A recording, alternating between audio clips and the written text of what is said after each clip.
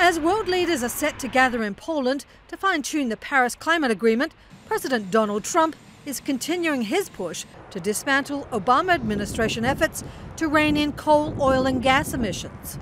He's putting aside warnings about the devastating impact of climate change.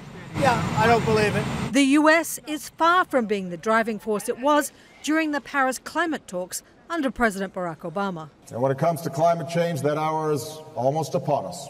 The euphoria of 2015 has given way to sober realization that getting an agreement amongst almost 200 countries will be challenging, as evidenced by Trump's decision to pull the United States out of the Paris Accord.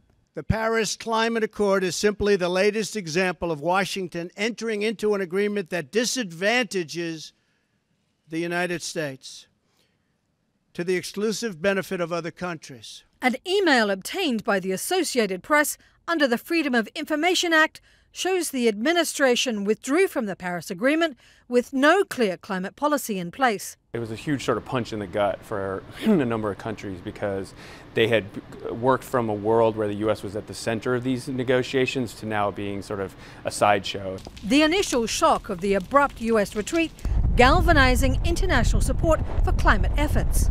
And when President Trump rejected that, it really brought the rest of the world together with new will to take action. But the Trump administration's retreat may show governments and companies they can ignore global climate concerns and not be held accountable.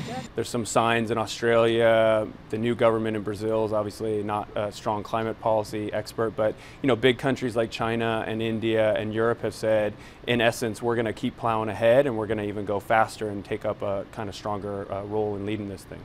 The State Department, in an email, notes that the U.S. is still sending a delegation to the Poland climate talks, despite pulling out of the Paris Accord.